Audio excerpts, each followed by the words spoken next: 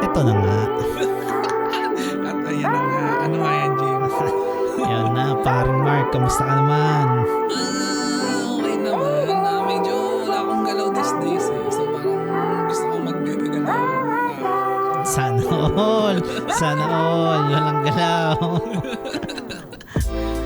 At ako'y pagod na pagod. Bakit? Anong trip mo na itong mga nakaraang araw? Ito, nagtik-tik ng semento. Oo, Nag-ano yung... nagbungkal ng semento at saka ng concrete doon sa harap ng bahay ko. Kasi lakas kasi ng trip ng HOA namin, hindi bibigay yung yung 15K na construction bond. Ano yun?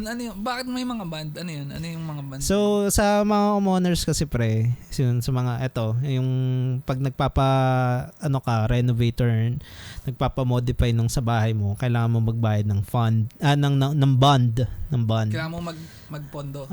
Ano yun? Parang deposit baga. Kunyari may yung mga workers more, yung mga construction worker, may mga nagalaw sa ibang bahay or may nasira sa mga property, doon kukuha yung homeowners ng pambayad doon, yung pang-cover.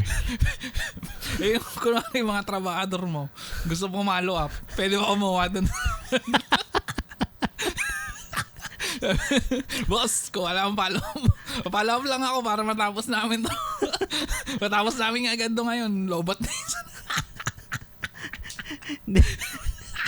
Pwede kumuha doon? Hindi naman, pre, hindi.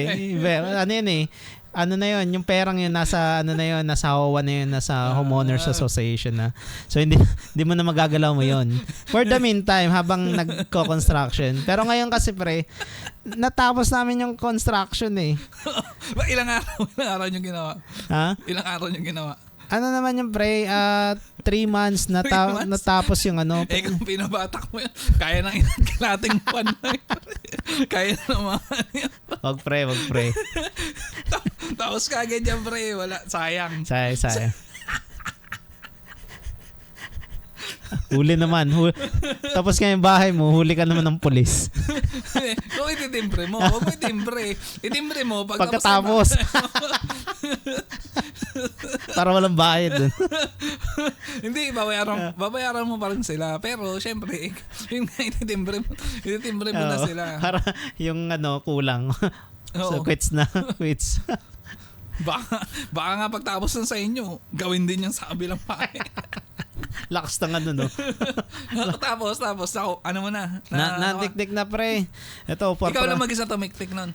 Pre, kasi pinapaano nga sa ni Rose kung ipapagawa ko daw ba sa iba or sabi ko hassle pa yan kasi kakakasapin pa yung guard eh.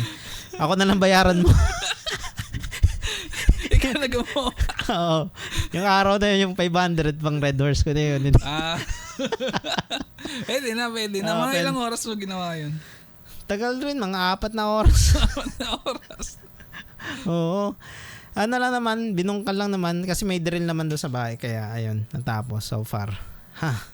Ano yun, YouTube mo pa o alam mo na talaga gagawin? Nakita mo na.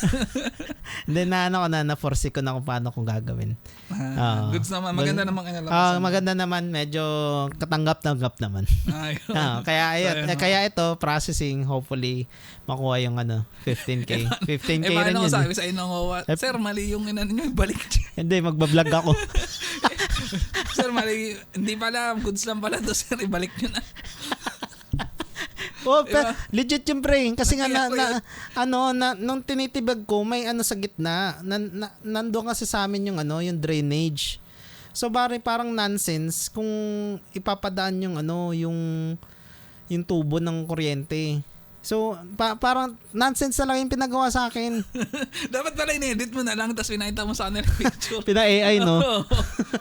Hindi ko na naisip eh.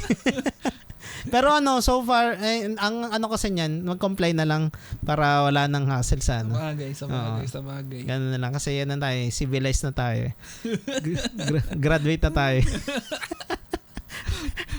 Ano ka na Jim ngayon ha? Tamang fatherhood ka na pag may mga gawain ganyan. Ako na. Yung ka na. Huwag kang kukuha ng ng trabador. Kaya ko yan. Oo. Self-reliant na. Yan. Ang dami mo ding mga natutunan. Ano yan? Saan mo natutunan yan? Kailangan. Wala kang choice eh. Ikaw na yung tatay. Hindi kasi, di ba, nung bata ka, nakikita mo sa mga gumagawa, tumitingin-tingin ka, ganyan. So, doon mo rin ba nakuha yun? O Hindi, pero ano talagang yan? ano? YouTube yan. YouTube. Oo, YouTube. Pero lang. ang ano naman kasi, nung kabataan natin, medyo ano kasi yung magulang natin, talagang responsible. So, para wala ka nang gagawin talaga sa bahay. Kasi sila nang gumagawa eh. Parang hands-on sila dun eh. So, bale ito, parang challenge natin ngayong generation natin. Kung paano matuto or paano gawin yung isang bagay na yun. Tama. Oo. Tama. Yung sa ano, ewan ko kung tinuruan kayo sa pagpapalit ng mga gulong or ano, nung airpods mo. Naturuan naman ako konti. Naturuan ako. Naturuan ka naman na yun. So far. Kaso wala may bayad eh. Kaya mo papalit yung mga gulong. Sa jeep eh. Bayad yan. 50. Kaso hindi. 15 lang. 15. Oo. Ano pa yung dati? Pang 1 hour mo na yun. 1 hour na yun sa computer eh, mga natututunan. Wait! Speaking of mga natututunan, ano mga natutunan mo sa magandang natutunan mong bagay na natutunan sa turo ng teacher mo? Siguro, bigyan natin specific example yung sa yung sa college. College? Sige. May professor kasi kami doon, medyo strict sa sa machine, sa typewriter. Oo, yung parang hindi ka makakapasa or hindi mo maano yung pag hindi mo natapos yung isang document or yung parang may specific na guidelines eh. Dapat ito yung dapat tapos ilang mistake lang dapat magawa mo. Oo, kasi typewriter yun. Tapos yung pre, di ba? Dinosaur. Pag wala kang typewriter na sarili mo, gagamitin mo yung provided ng school. Yung Jurassic, yung lalaki. Tapos, ang pag maliit yung daliri mo, tatagos doon sa sa butas-butas. Ang sakit noon. dahil nga yung course kasi namin is office administration. 'Di ba parang more on secretarial.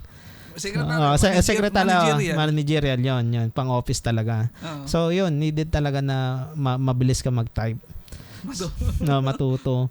So bali anong special doon? Bakit yun?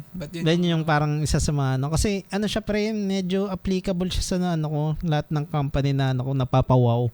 Kasi parang every time na nagta-type ako, napapano sila, hindi na ako tumitingin sa keyboard. Oh. Ang angas. So parang para kang pero itong sasabihin ko, ako yung parang pinaka weak link sa lahat ng mga classmate namin yun. Siguro second to the last or last. Yun yung ko. Kasi dahil Jurassic yung gamit mo? Hindi, tsaka yung skill ko that time eh. Yung may mga classmate tayo, mga halimo na parang ilang words per minute yung nagagawa eh. Pero yun. Kahit ako yung pinaka lowest sa lowest ranking dun sa namin. Naging applicable naman siya sa buhay ko. Ikaw naman, Mark, anong mo? Madami akong natutunan. Ngayon, hindi ko talaga maalala ngayon. Sobrang dami. Parang kasi overload. Hindi, na kasi yan. Parang na-apply niya na sa buhay niya. So bali, yun. Medyo maganda yung learning, yung teaching style sa school namin, sa PUP Taguig kasi talaga siya. Yung sa learning learning process mo. Mas maganda nga, mas okay kasi ngayon kasi yung subject na yun skill based yung mga subject na skill based. Hindi. Napapractice eh. Oo pre, at saka yung mga mismo yung process ng sa PUP katulad ng pagbabayad ng nung matrikula. Oo. Di ba pumipila pa tayo? Sobrang tanga. Pero ngayon wala na atang ganun. Wala na. Pero kung mo sa bureaucratic natin sa Pilipinas, pila-pila talaga. So parang manina lang sa atin nung pagka-graduate natin. Parang normal na lang yung mga pilahan eh. No? Oo, tsaka yung ng mga requirements kasi di ba doon sa PUP yung bago ka makagraduate, Ang da- ang dami mong papapirma, daming requirements na ipapaano sa iyo, gawin mo to, gawin mo 'yan. Ito kailangan yan. Kaya yung sa naghanap ako ng trabaho tapos pinabigyan ako ng list nung parang natapos ko siya before 1 month. Ano ka agad? Oo, Pasok ka, trabaho ka agad nun? Oo. So, naalala ko pa nga dati, mga pilahan na yun. Pag wala kang kasama, gutom ka talaga eh. O Lungkot kung, ka eh. kung makapal mo, hindi naman kung makapal, kung kaya mo makiusap sa mo. Te, kakain lang ako, ako kasunod mo. ay nagagawa mo ba yun, pre? Hindi, sinerte ako nung pilahan nung gano'n. Yung katabi ko, naging ko din eh, parang nakausap ko. Naging ko din, parang kausap ko dun. Kasama niya yung nanay niya. Kaya So, pagbibilan niya yung anak niya, binibilan niya din ako. damay ka rin. Kaya laking Laking tulong. Laking yun, kasi parang gutom na ako no. Tapos, sakto, binilan siya ng tubig. Binigyan din ako ng isang tubig. Kaya natutuwa ako binigyan ako ng parang footlong. So far naman kasi pre, may may certain aura ka eh. Parang aura ka? Baka pala mukha ako noon. Pag kung sino makatabi ko, kakausapin ko yun. yun nga, parang nagiging auto friends eh. Ay, ano yan? Auto accept eh, no? Ano yan? Yan. Oo. Pero may classmate tayo na Nakatabi ko rin. Nakatabi mo na kalbo. Pinagsisiyan niya yung nagkwento-kwento siya sa akin.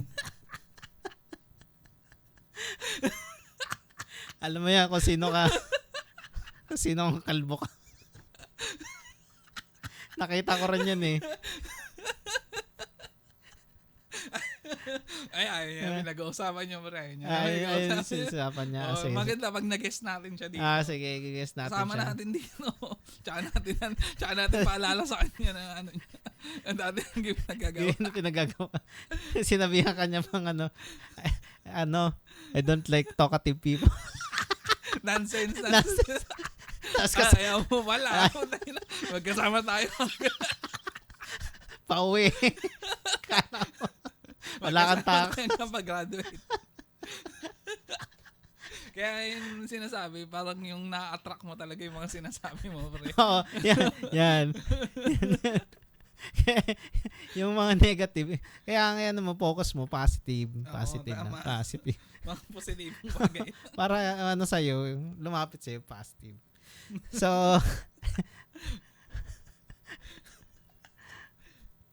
grabe. Grabe, parang hanggang ilang episode kaya bago maubos lahat ng kwentong college natin. Parang sobrang dami. Minsan Pre, dapat pala natin ng chronological order, no? Dapat first year, second year. First year. Oh. Pero ang hirap kasi yan eh. Oo, kasi minsan kusa mo na lang maaalala, may magti-trigger na isang bagay. Tapos sunod-sunod mo na maaalala lahat eh. Tama, dapat talaga may mag-guest. Sino kaya yung natin maswerte. Kaya tingin mo Jim, ano mas maganda? Yung kagaya sa atin na black section, magka-classmate kayo hanggang dulo o yung nagpapalit-palitan din? Ang kasi pre, yung sa black section, napopromote yung camaraderie at saka yung Talaga ba? May camaraderie. Joke lang. Tapos pinapayak yung mga president. Oo, tayo na nakalala ko. Sinuntok mo ako, Jim. Sinuntok mo ako. Okay lang mo, friend. At least hindi ka naman napaalis. May isa, gago. Ay, sorry. Ay, si Carl. Carl. Pinalawas lang. Ano ka na lang, pre? Bawi ka naman pag nag-guest ka sa amin.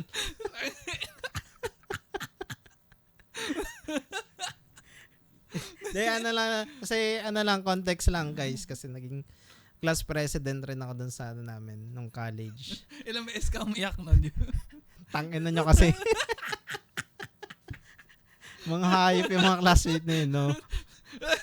Hindi naman kami nagpapayak sa'yo. Mabait nga kami nun. Talaga ba? Sige nga, tanong mo kay kay Lai. May humanities ka ba? O hindi ako yun. Spokesperson lang ako noon. Yung isa nating classmate din nagbuo noon. Puta sinabi yun. Nalaman tuloy. Ikaw, galapate. Puta, wala hindi ka pala kasama sa subject na to. Sabat ka na sabat, king ina mo. Memorable yun kasi ano yun pa-Christmas yun tapos gumagawa ng snowflakes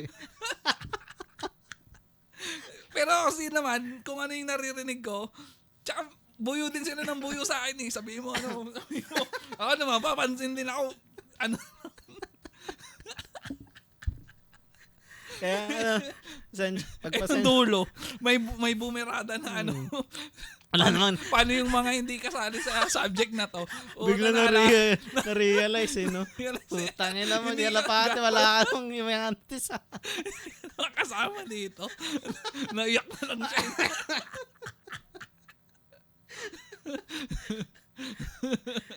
Yun kasi ang mahirap nung college kasi ang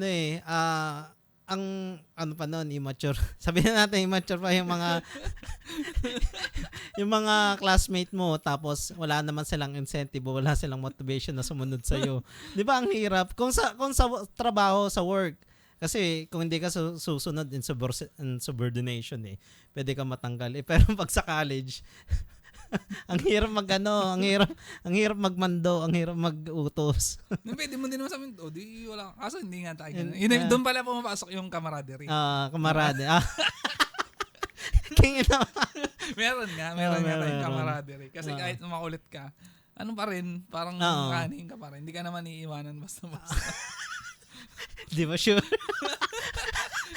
Ay, buta. Lala ka.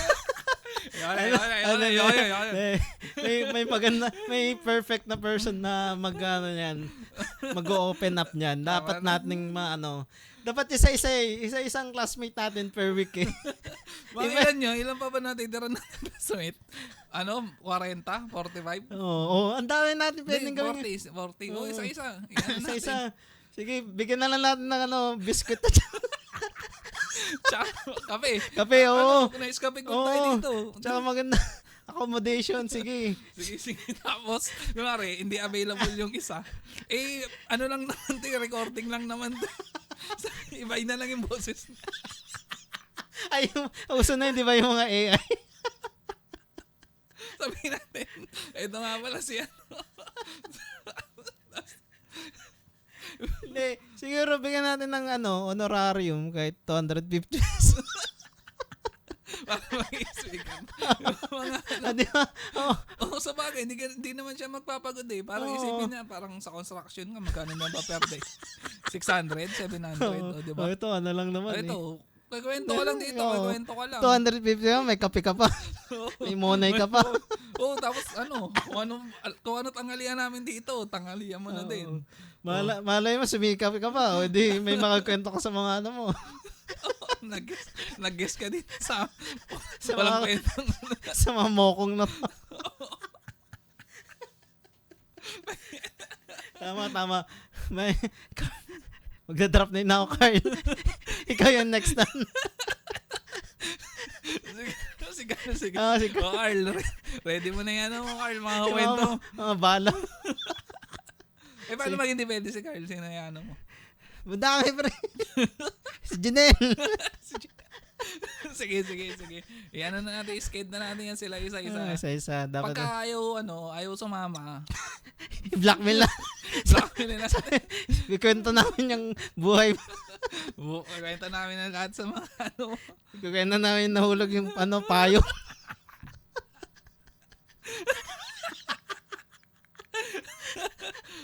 Marami kami pang-blackmail. Kaya ako nga yung ma-blackmail, Janelle. Linggo-linggo ka Linggo ka sumama sa amin sa podcast. Wait lang. Okay na. Masakit na. Mamaya ulit. Ulit. Next week. Salamat. Bye-bye.